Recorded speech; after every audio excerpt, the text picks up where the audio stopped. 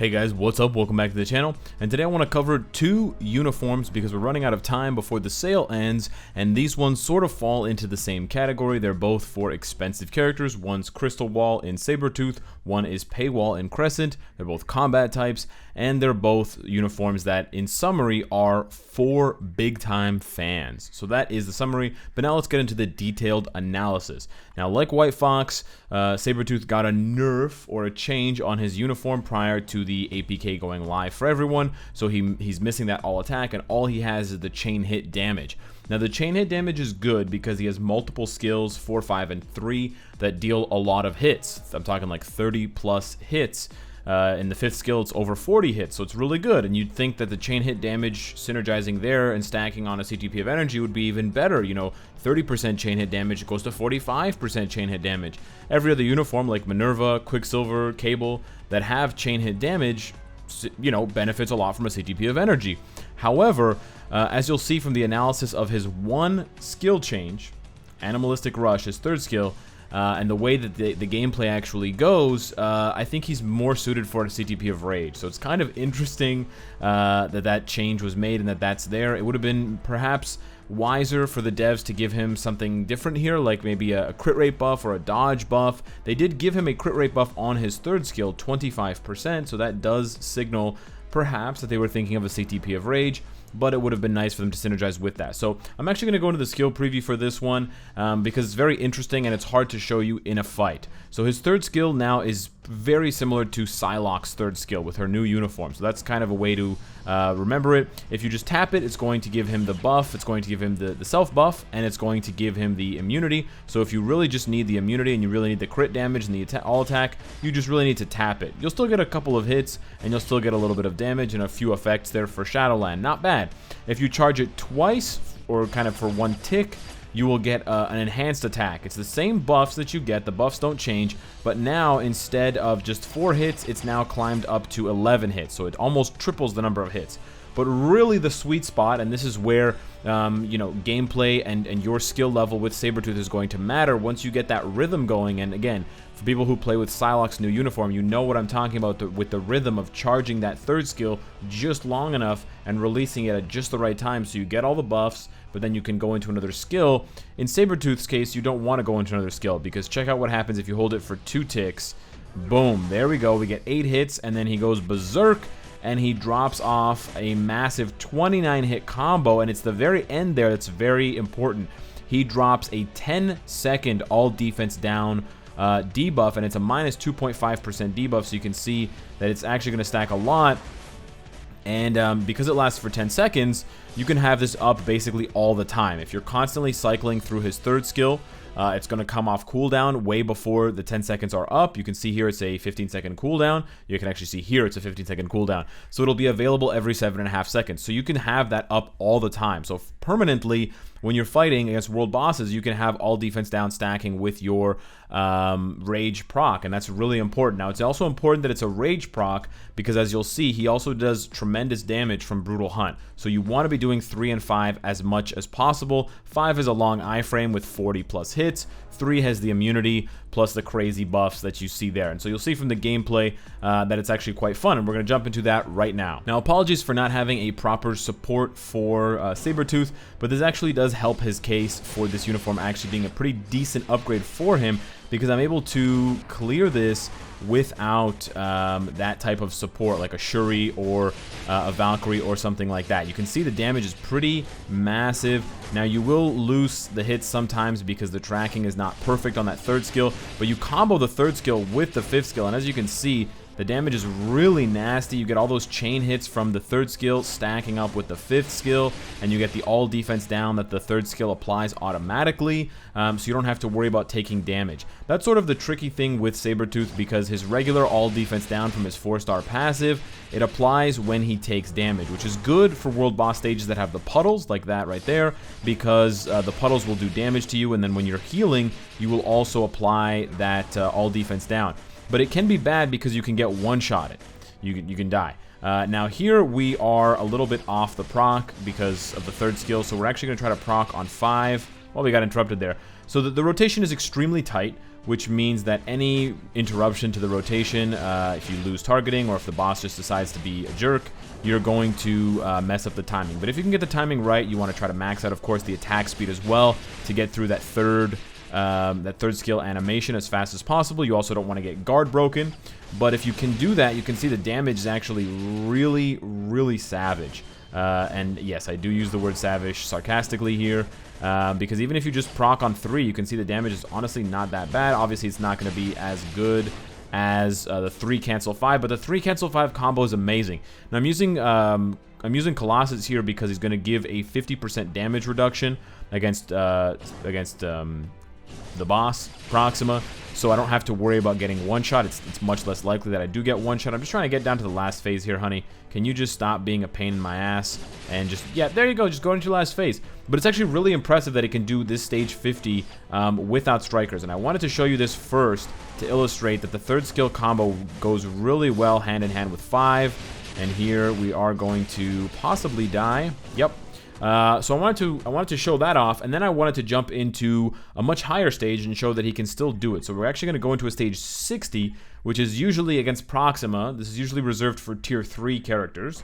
So I want to point that out. And we're going to go in with strikers that primarily deal, increased damage. They're also going to deal all defense down. So those are really important stats to sort of stack on with Sabretooths, and we're also going to bring along here Sharon instead of we originally had, well, we could have brought along Luna, but I think Sharon is better. She's got quite a bit of physical damage on 5 and 4 if she decides to do those, and we do get some of that damage to supervillains back that we're missing from our support striker or a support character instead of Colossus. So we're going to see how we do here, but I am expecting him to be able to clear this. So we're going to charge up the third skill.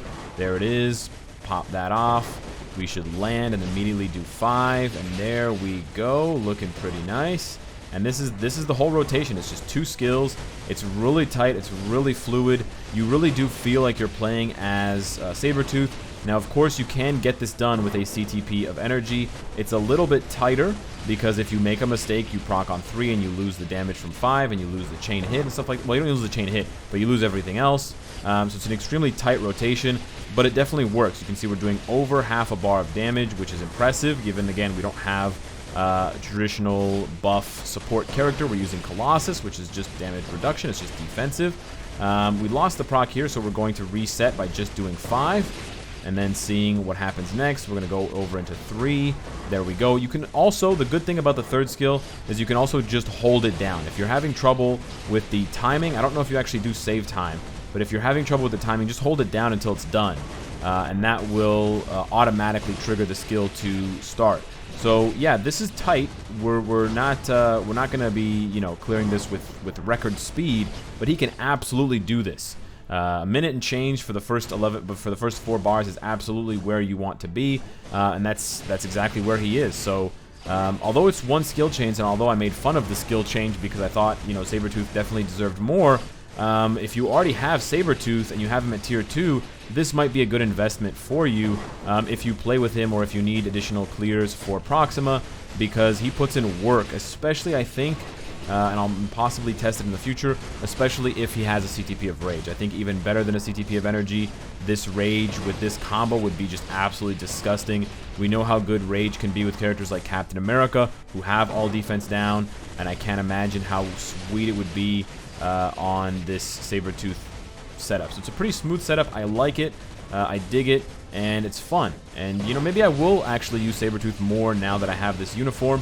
But if you don't have the uniform, if you don't have the character, I would not recommend getting the character just to get the uniform. I don't think the uniform makes the character transcendently good to the point where you would want to throw crystals at him, throw a Mega Tier 2 ticket at him, so on and so forth. He is on discount right now. He will be on discount a month from now for Black Friday, so I don't think you're in any rush. You can sort of gauge your feelings about the character later, and you can also gauge how people are reacting to him in terms of content that comes out from other content creators. So that's kind of my take on Sabretooth. It actually is a good uniform for him, and it is a really good rework. Not rework, but buff, I should say, and that 1 skill is actually quite creative.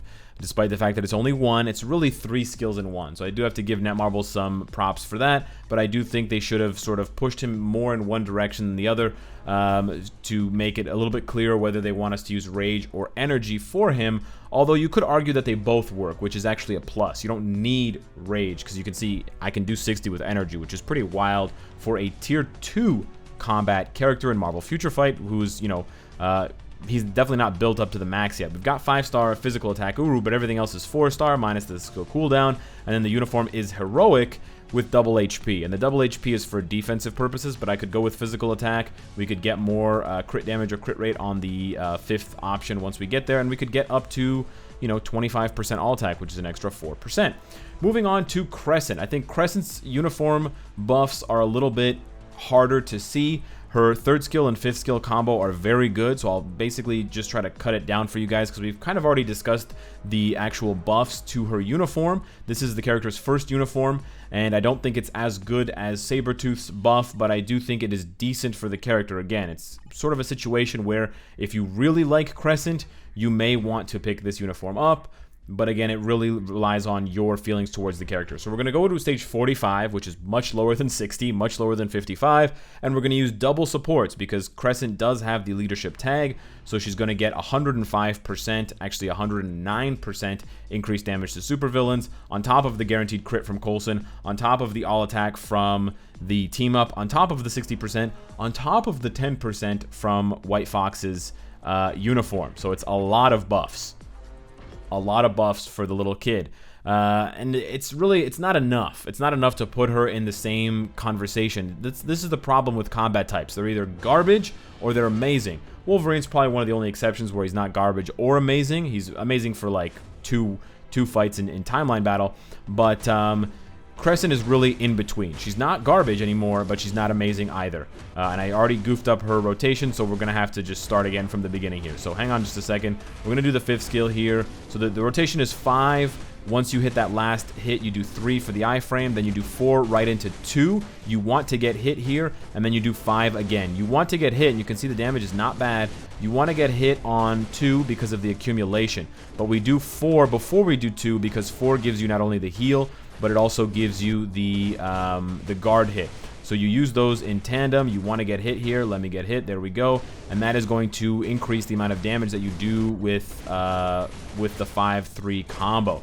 So additionally, because of the fact that we are trying to utilize accumulation for her damage buff, you don't want to use all strikers that are going to do mind control. You can give Crescent dodge. Dodge doesn't matter because the accumulation is regardless of dodge or other stats, but you don't want to iframe, first of all, when you're accumulating after you press 2, and then you don't want to use mind control strikers because of the interruption. You could also sprinkle in 2 after 5 if you want to do 5-2-3-4-2. That is also another possibility because it's a pretty short cooldown on the skill. But yeah, you can see the damage again. It's not great. We're kind of goofing up the rotations. That's why it's not as consistent. But the damage on 5, you can see it's like almost half a bar when you get the accumulation to actually work. So it's really not that bad. You can see without the accumulation, the damage is a lot worse.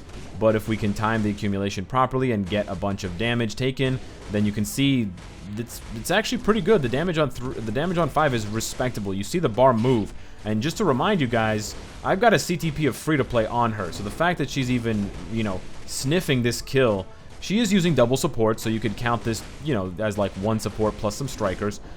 This is not obviously, this is extremely pay to progress here, or sort of pay to have success with Crescent, because she costs money and then White Fox costs crystals, yada yada yada, the uniform.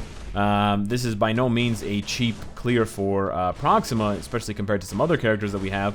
Captain America would like a word, but it is a decent rework for a character who was pretty bad. She was pretty much in the dumps of the combat class before, and although she's not at the top now, and she's definitely still not where Luna and Sharon Rogers are, I think she's a lot closer to where Luna and Sharon were, perhaps between their first uniforms and second uniforms, maybe for Sharon. It's hard to tell because it's been so long for Sharon specifically, but I think that she's decent. She's more fun to play. She's got a cool 5th skill, long iframe on 5 and 3. But I would say, you know, the most hilarious thing would be, and I don't know if I'm going to do it. I don't think I'm going to do it. But if someone could give her a CTP of Rage, I honestly do think a CTP of Rage would work really well with Crescent because of the accumulation and because of the fact that the dodge will allow her to basically tank damage and accumulate anyways. And she has that crit rate buff that we talked about on her uniform passive. So you could easily cap your crit rate and your dodge. Is anyone going to mythic this uniform and give her a Rage? Again, way too rich for my blood. Way richer. Way spicier than giving Rogue a CTP of Rage. I do not recommend it at all. But if you are the adventurous type, do it.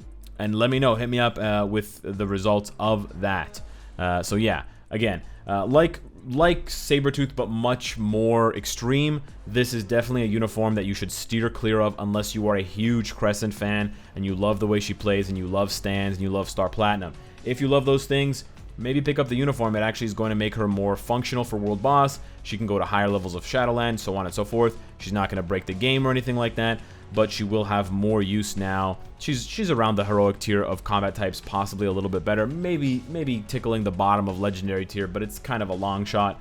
I think Sabretooth's is definitely better than Crescent's, but I think it's still for the fans because he's so expensive as a crystal character. So yeah, let me know what you guys think of Sabretooth and Crescent. Let me know what you guys want to see next. Thank you so much for watching. Hit the like button if you enjoyed the video, and I will see you in the next one. Take care.